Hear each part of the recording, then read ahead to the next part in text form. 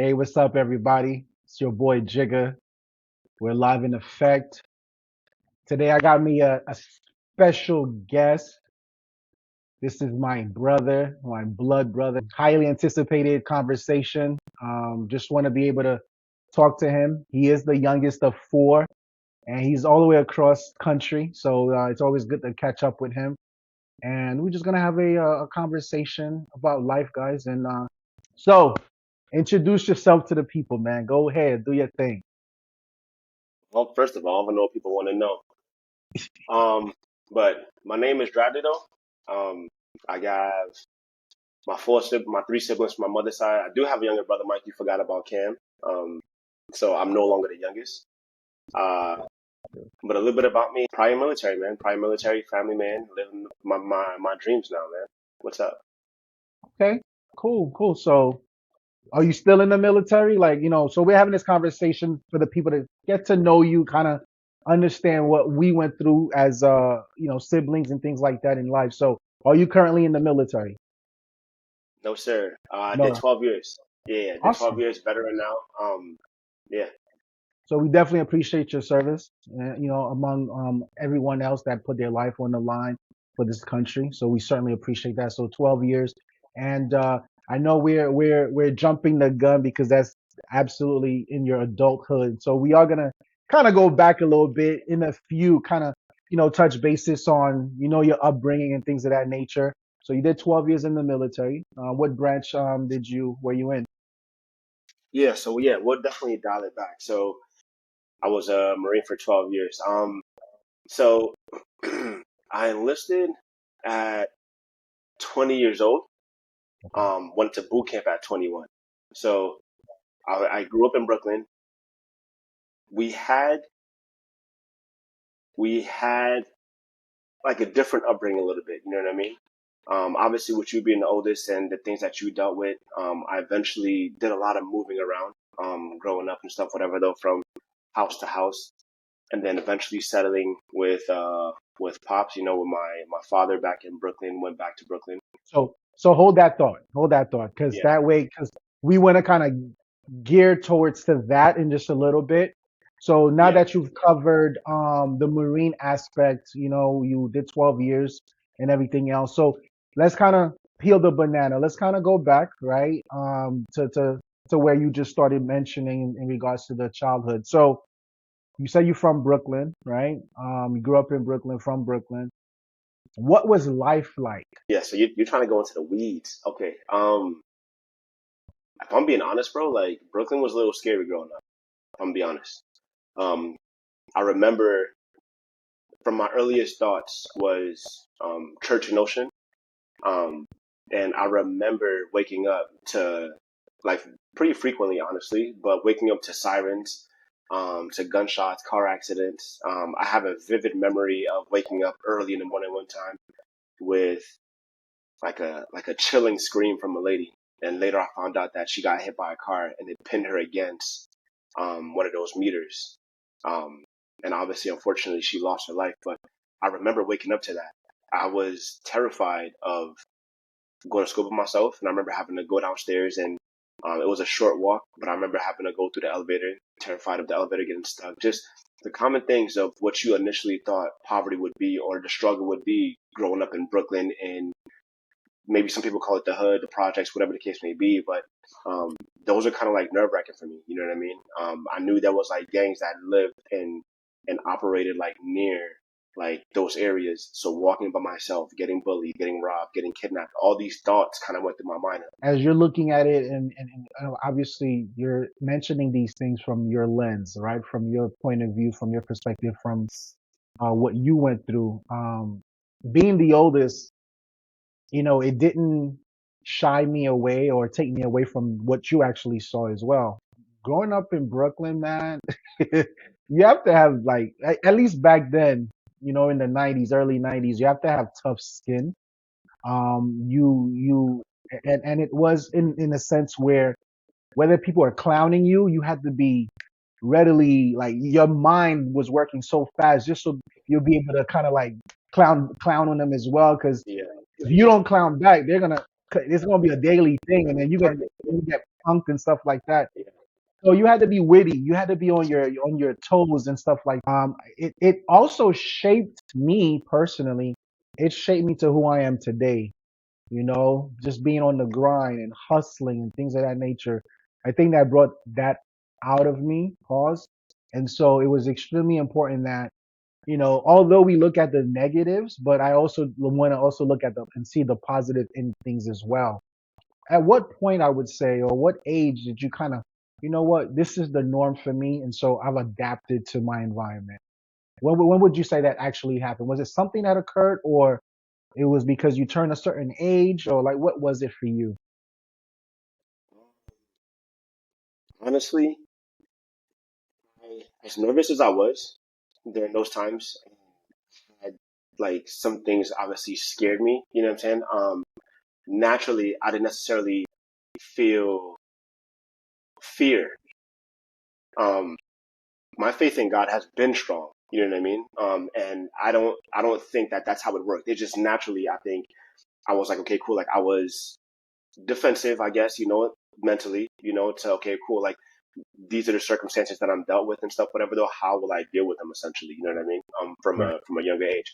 Not to say that I had a solution for it, but that was just the thought process that I had. So I don't think that I was ever like I thought of Brooklyn in a negative light. I just thought that this was reality and I would just right, live it this way. You know what I'm saying? So right. I might have been anxious or nervous or on my toes for certain things and stuff, whatever, but it never drove me away from it. You know what I Gotcha. mean? I And wasn't in fear to like do things or hang out or whatever the case may be. I just knew that some areas wasn't meant for me. You know what I'm saying? So therefore, I wouldn't incorporate myself. I wouldn't put myself in those positions to be, you know, which obviously I'm here now, So, which, and to be honest with you, it's kind of tailored my thought process growing up right, when there's been situations that were essentially negative that I thought, okay, cool, like this isn't my circle. This isn't where I need to be. So therefore, take a step away from it and walk away. right, Which we can get to that later though. But I have a really specific instance where that actually same thing occurred. After I right. was up with pops again. Um, So hold that thought, because there's something that profounding you mentioned in what you just said, as far as you didn't have that fear of living everyday life. You get me? And it speaks to your character, because I remembered, I don't know if you remember this story that I'm about to say. you about to I put me on believe I blast. was in, huh? I said you about to put me on blast. What is it? No, actually, no. I'm telling you like how you weren't fearful. You know, it didn't Yeah, matter how, like and I remember this particular situation as you stated that. And I was in, I want to say I was in junior high school, right? Which 11 through 13. So I was either in sixth or seventh grade. And our age difference is what? 7. So we're seven. So if I am, okay, let's just say I'm 12, and okay, I'll say 13. Let's say I'm 13. So you would be what? 8. No, I'm sorry. 8. You'll be Yeah. 5. 5. If my calculation serves me. You'll be 6. You'll be Yeah. 6. Yeah. You'll be around 6, all right? And this story, it lives in me, pause, because it's one of those things, like I said, as soon as you said you didn't have any fear, and I'm like, this, it just popped in my head. School let out. I had mind you, I'm in junior high. School let out, and obviously we would walk from school. I went to IS 246, aka Walt Whitman, in the Flatbush area. So I was walking home. I don't know if I picked you up from school, or I don't remember, but you were with me at the time. We were walking home, and this guy comes and he's trying to rob me, and he puts a knife, and I don't know if you remember this, and he puts a knife on my neck, at my neck, right? And he was like, "You empty your pockets." And so I'm like, what, 11, 12 years old at the time, and I remembered you behind him and wanting to like fight or beat him up, or like swing at him and stuff like that. And you were just so hyped, right? And I was just like, yo. So this was a quick interaction, or a quick thing that happened. It didn't even last 3 minutes, I don't think, when the guy did that.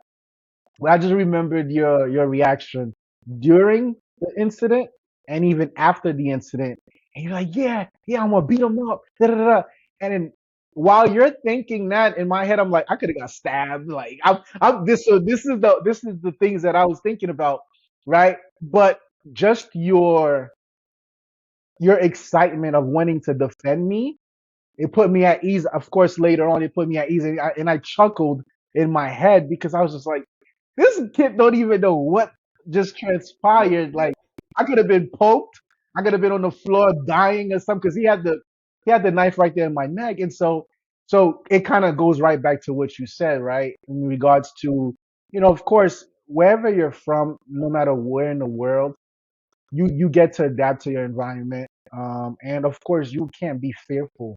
You have to live life, right? In order to be, if you're fearful of something or if you're fearful of your neighborhood or life as a whole, you might as well just go in a bubble and don't go out. You know what I mean? And so, that's why I said it just connected the dot. As soon as you said that, that was the story that came to mind. But I think even for someone to actually join the military, there has to be some sort of fear that you don't have, right? Because not everyone can do it, at least in my eyes, right? Not everyone can just get up and say, I'm going to go to the military, let alone the Marines. So it kind of like based on what you're saying, it aligns with who you truly are. All right, so that happens now. I want to cover something though, because I Yeah, think so. I don't think it's necessarily that you don't have fear, but I think when it comes to these situations, I think it's about like how you deal with it. You know what I mean? What's more important to you? So therefore, you kind of like naturally we have like a risk management in our mind that's always processing. right, And if in our minds we are we are willing to accept that risk, I think it allows us to be a little more courageous in that time. You know what I mean? right, So I know we'll eventually get to it though. But when it comes to the military, like when I enlisted, 100% I had like I was nervous, I was anxious, I don't want to say like fearful, right? But there was things I was scared of, right? right, So there were some things that I kind of like had me on my toes and stuff, whatever. Though, like okay, cool, like how is this going to be? Like whatever the case may be, it's going to be tough. It's going to be challenging. Like it's not easy for a reason. You feel me? Like everyone's right, not doing it for a reason. So like, what am I looking at? And then when you can kind of like consider and you kind of do essentially a pros and cons list of what are you going to gain out of it, right? Naturally for yourself, what are some priorities you have in your life versus what's your outcome going to be outside of doing this thing, right? And it doesn't have to be the right, military; it could be anything that you decide to do in life, right? But right, whatever those pros and cons are, then at that point you kind of do a risk assessment, and if your risk outweighs the benefits of this thing, then yeah, sure, you take a step back. But if it's not, then at that point you say, okay, cool, I'm willing to take this risk. And sometimes that risk, though, depends on what it is. Sometimes that risk might be like, it might feel like 10, 30 steps backwards, right? It might be super challenging, like, okay, I don't want to do this. Or it could be starting a new company. I don't want to start this new company because if I do, I have to start from ground zero again, right? But you doing that might align you in the right position to be able to like surpass where you originally were going, although right. you took some steps back originally. So I think once you assess that, then at that point, then you jump on it. You know what I mean? But you see, but that in itself is amazing to me because I think that a lot of the times we don't put these things on the table and say, and assessing those risks or assessing what's perhaps behind that closed door because 10 out of 10 times as we become adults, I feel as if typically that's what happens. Whenever we make a decision, we don't know what's behind that door for the Right. most part. And we just have to take on the challenge and if there are certain things that we are able to control, it typically applies or it happens because of it may be something that we gain something from. But when we're making decisions that we don't know, I think that a lot of us don't do that. So for you to say, you assess those risks, you assess this, you assess that. I think is a great thing because, again, majority of us don't do it.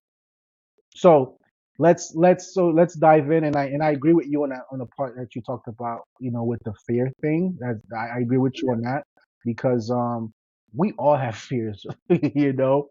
For me personally, as much as I fly and I travel, I don't like flying, right? But I assess Yeah.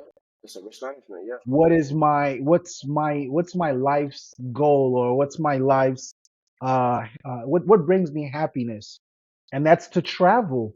So does when I'm traveling and I get to those destinations that I'm at, does it weigh the fear that I'm on the plane for the 10 hours, 13 hours, or the 5 hours? You get me? So I do make that assessment. You're absolutely correct. I do make that assessment. I'm like, hey, I'd rather be in Zanzibar for 7, 10 days, knowing that I'm gonna enjoy myself than that 5 hour flight from Ghana or wherever it may be. And so yeah, I definitely agree, and I see what you're saying. So you're in Brooklyn. It's actually shaping you, right?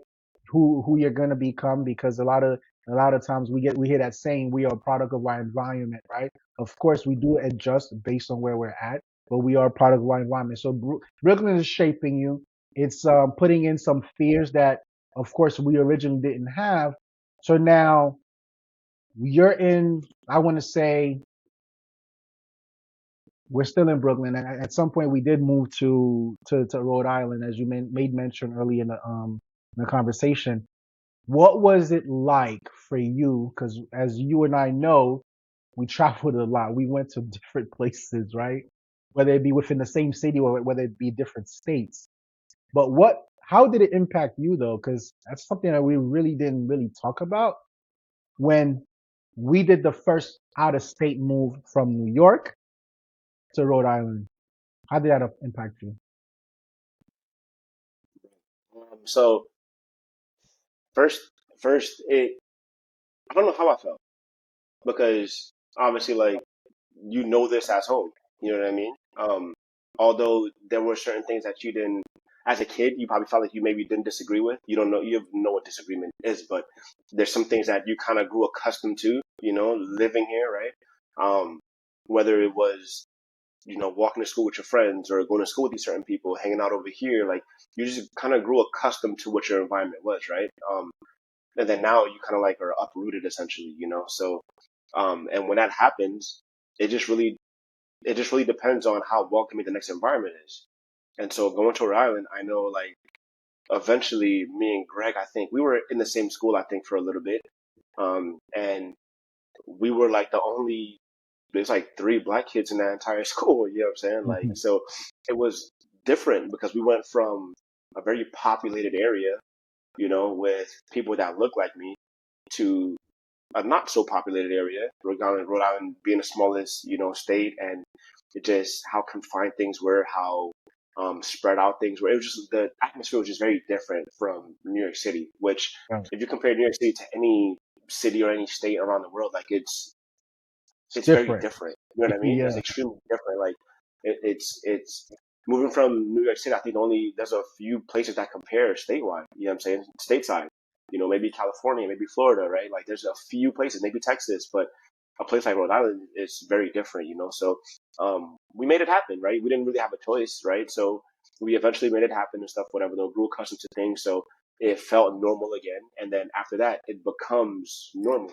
You know what I mean? It becomes normal having to like leave this place and go somewhere else here. And I know even in New York, like my recollection tells me we lived in like two places or three places, but in reality, it was a lot more than that, right? That you remember, I know for sure.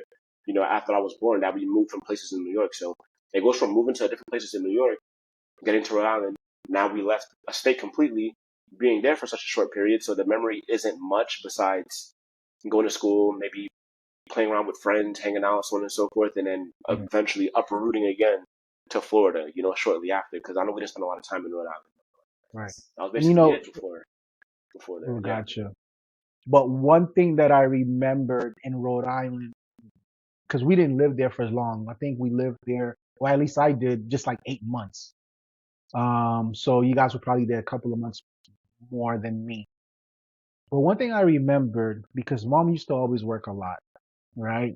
And so you and guys, by the way, we as Jared mentioned earlier, it was the four of us. So Greg is my brother, younger brother, and his older brother. So Bradley's last from mom's side.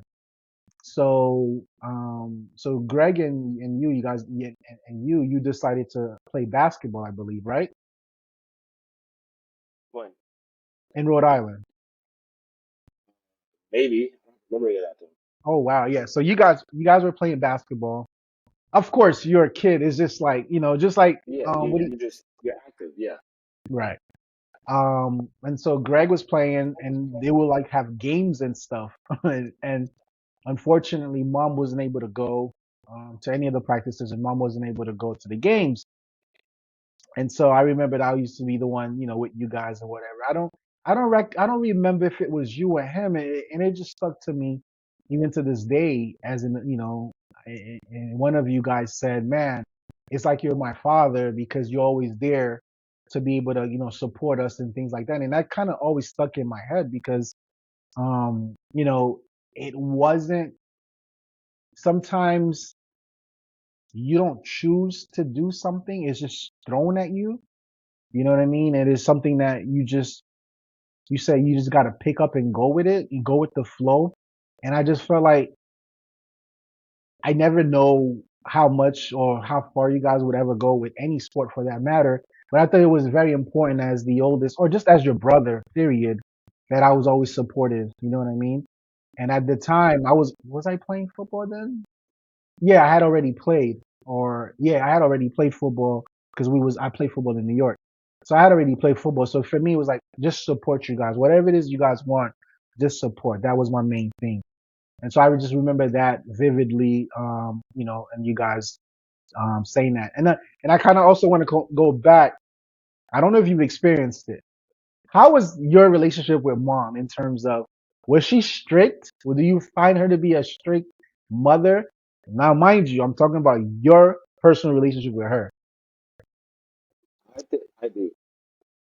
I know obviously there's always been this thing going around with the youngest child, baby, blah blah blah, all these things and stuff, whatever though. And I know everyone's gonna have their perspectives on obviously what their upbringing was like and whether things were a little bit more challenging versus, you versus your youngest sibling. Um, but my recollection of mom, when I was younger was her being strict. Now I knew that she maybe had a soft hand for me because obviously I was the youngest one, and she was no longer having kids anymore and stuff, whatever though. But I knew there were like, but I also got to watch you guys. You know what I mean? So I got to see maybe the errors of the mistakes that you guys made and to not do those things. You know what I mean? Things you guys got in trouble for to not do those things. You know what I'm saying? So like I got to witness these things. So maybe she was a little bit softer. I don't know. I remember her still being strict, and there was lines that I knew that I didn't want to cross because I didn't want to get in trouble and stuff, whatever though, But I also had the opportunity of experiencing like watching the things that you guys had to deal with, being much older.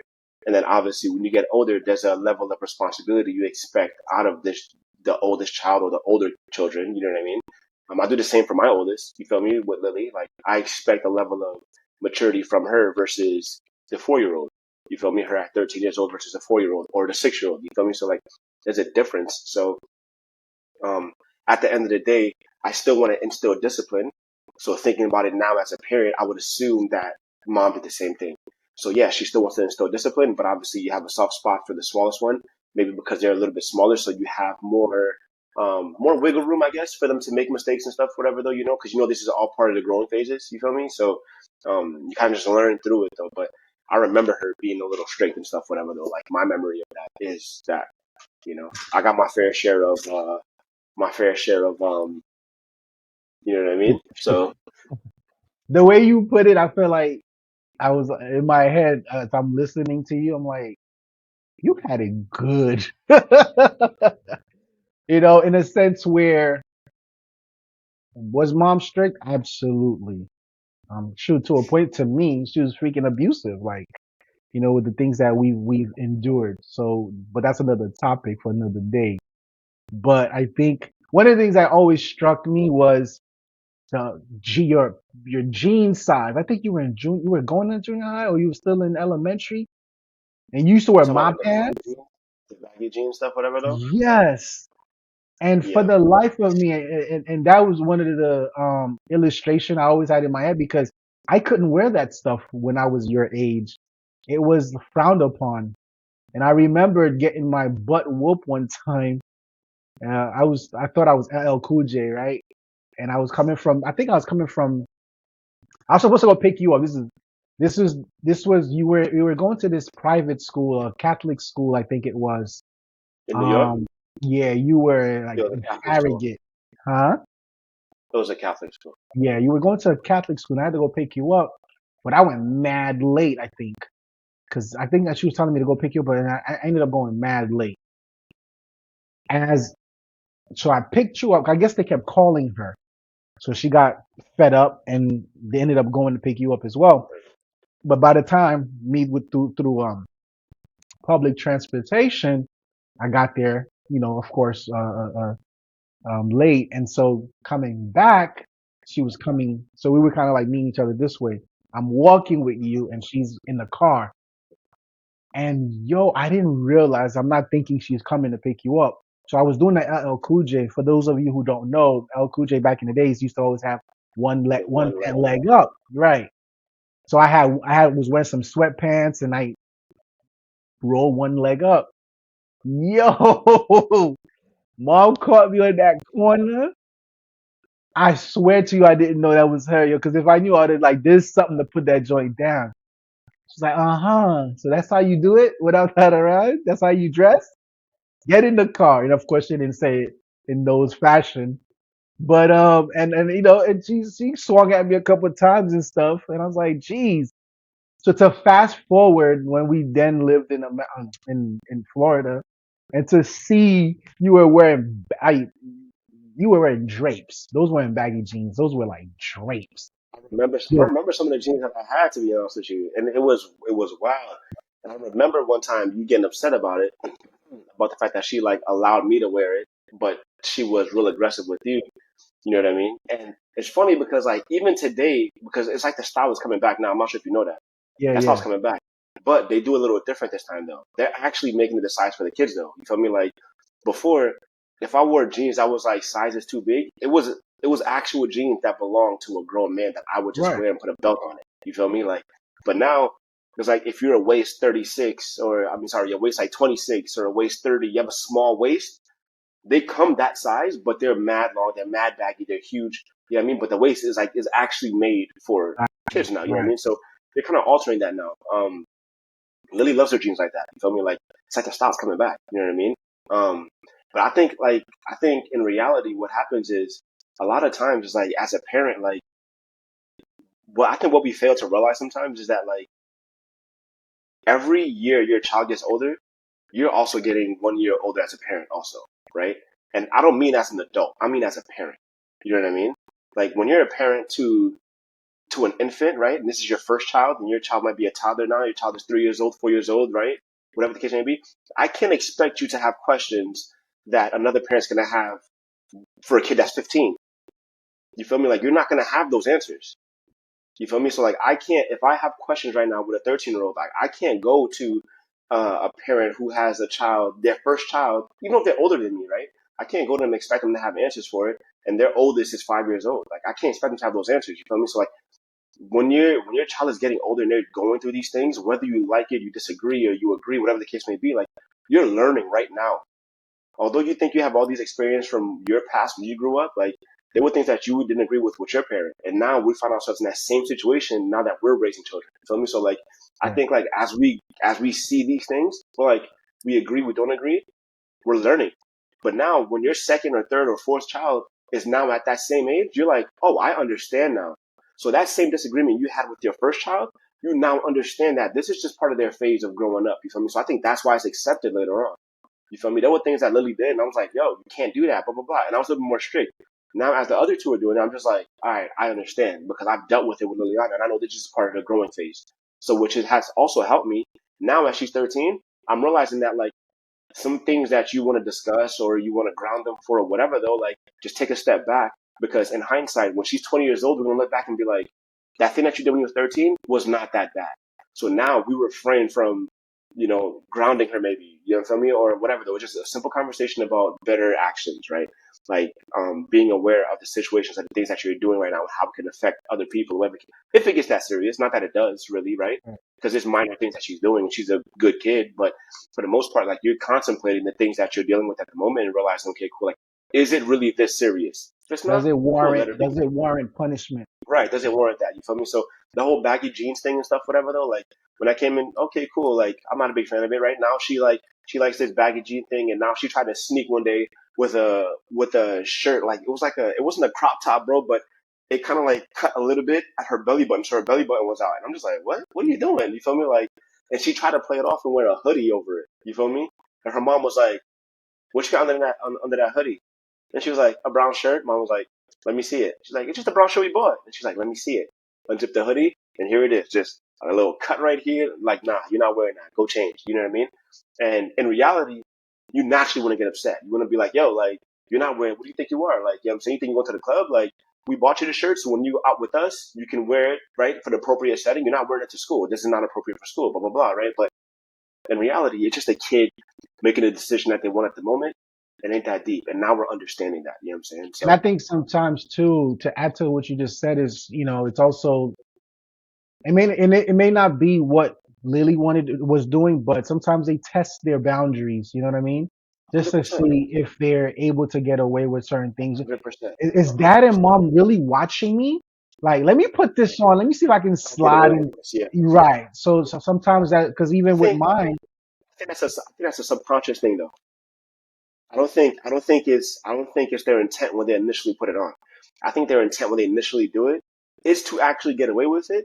But in their mind, they're storing this memory as I got away with it. I can probably do it again.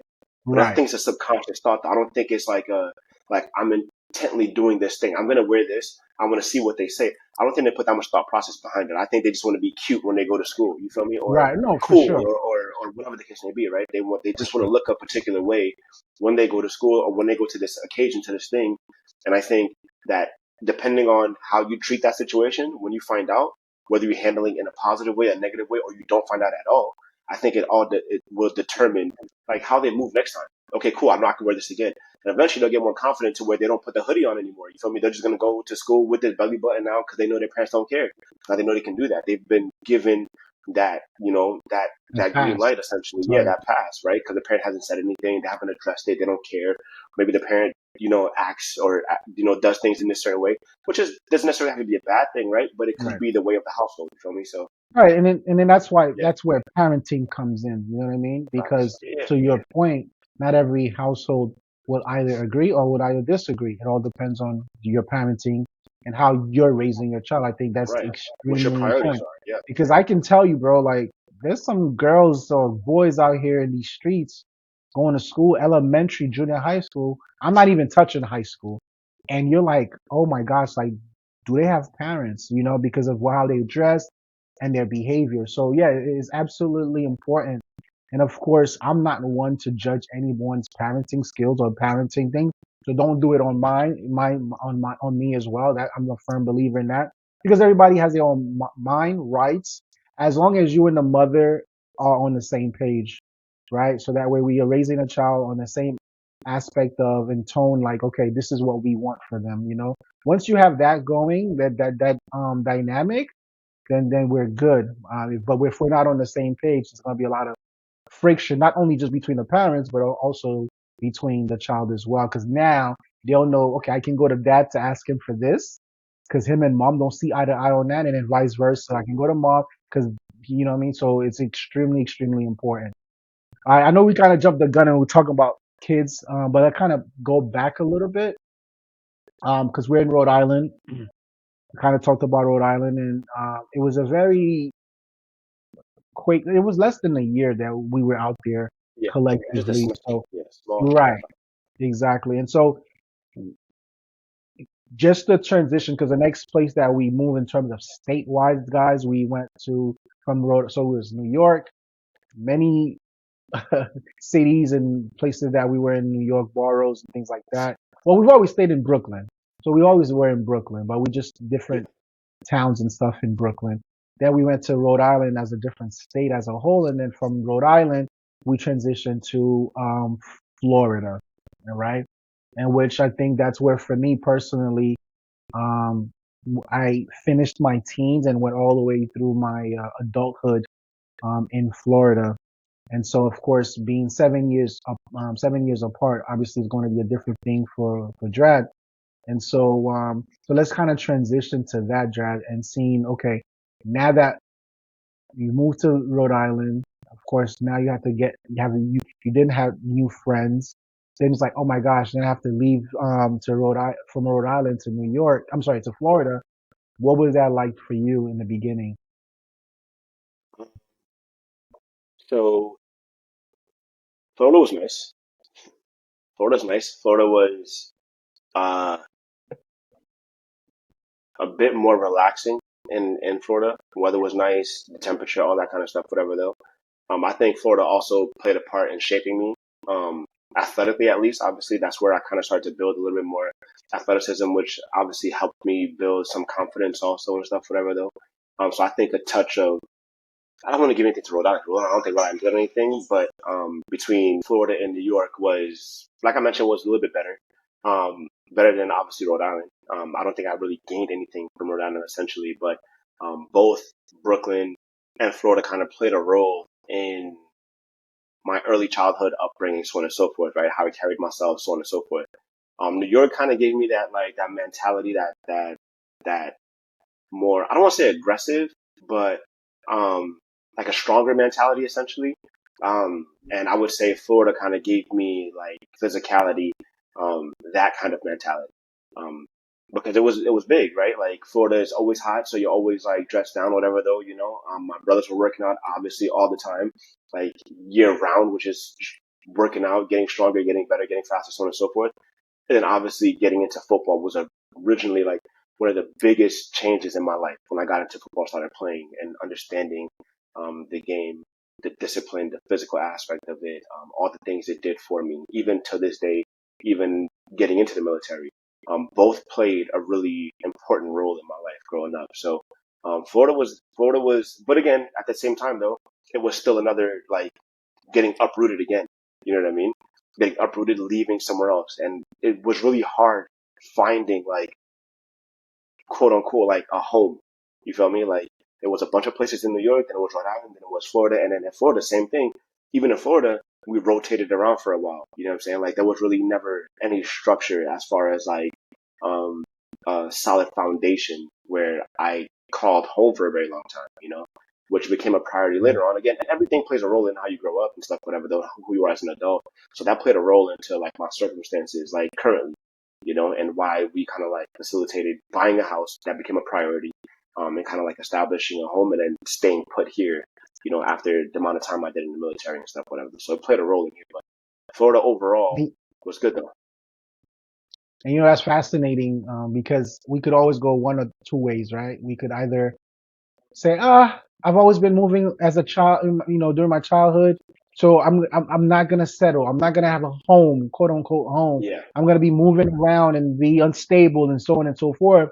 Or we could say, you know what? Because of that experience, right? And I knew what it felt like from bouncing from town to town, city to city, state to state, and it didn't sit well with me. Let me never put my kids or let me never go through that myself, right? So, and that's the amazing thing about life. We make these choices and we make these decisions, and they're typically made because of our personal experience, our yeah. upbringing, our trauma, the things that we've gone through in life, whether good or bad. And so it's great that you mentioned that because you know what I mean. And we're definitely going to have deeper conversations later on. And so for you guys, this is actually going to be part one of brotherly love, where we're having this conversation from the oldest brother to the youngest brother from my mom's side, having this conversation and kind of like seeing from his lens, his perspective, and his point of view, his own life, for him to be the one to tell it to us and to tell it to me, because a lot of the things is the first time I'm hearing it as well. Although for the most part, in the beginning, we grew up in the same household. So this is amazing. And so we're definitely going to catch up. We're going to schedule another time because, of course, we could be here all day long. You know what I mean? And just chopping it up and talk about life's experience. So we'll do episode two of this topic, guys. Is there anything that you want to leave the people with and kind of like, because I know you're great at motivational speeches or anything for that matter. Anything that you want to tell the people before we go? Oddly enough, you asked the right question.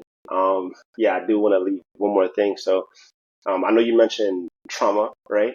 And I don't necessarily think it's trauma. I think obviously all of us are going to have circumstances that kind of groom us to who we are today. But what I will say though to end this though is I recently heard a quote from Denzel Washington, and it's probably my favorite quote of all time. Um, he said they were speaking on him playing a theater role on stage. Again, because obviously we've known him for being on a big screen, right? So a theater role, he's going to be in person playing this role for I think the play is called Othello, and he played this role when he was about 22 years old, and he's playing the role like he's playing in that same play again. I think it's a different role this time though, but at a much older age. I think he's in his 60s now or whatever the case may be. Right? I'm sorry if I got that wrong, but he's much older Right. now, right? Experienced, so on and so forth, right? Plus his career, but they asked him how does he feel playing this role again. And Denzel said the hottest line in existence. And he says, I thought I knew everything then. I know nothing now. And it just kind of like makes you realize that growing up, we almost feel invincible, right? Like we have all the answers. We always want to respond back to an adult, to our parents. We always feel like our thought process is the right thing, whatever the case may be. And we're always, I guess, in defense of ourselves, which we should be, right, to an extent, right? But understanding that there are people put in place for a reason to kind of like help guide us through our journey of life. But at the end of the day, we always feel invincible. Like we know what's best in every circumstances for ourselves or for anything moving forward, right? But as you get older, the wiser you get, I would assume that we're getting older, we're getting wiser, right? In a natural state, whatever the case may be. But as we get older, you realize that you're learning every single day, which makes you realize there's a lot more that you don't know. So the older you get, the wiser you get, the more you realize you don't know. And once you're aware of that, it kind of puts you in a different state of mind, essentially. You know what I mean? To be able to attack things differently, understanding that you will always be a student to the game, whatever that game Right. looks like. You know what I mean? Right. So that saying that quote just meant everything to me though. So I think that was one of the most powerful quotes, that I've ever heard, to be honest. So Well, we definitely appreciate that. I can't top it, and I don't even want to talk much on this as well. We appreciate those wonderful words, those powerful words that you just shared with us through the mouth of Denzel Washington. Guys, this is my youngest brother, Dradley. We call him D. So we're definitely going to catch up again and do a second part to this. It was amazing having you, bro. I appreciate your time. And we'll do this again. Guys, thanks for tuning in to Jigga Vision, and we're out. We'll see you next time. And oh yeah, don't forget to like, subscribe, turn your notification buttons, and also share. We'll see you later.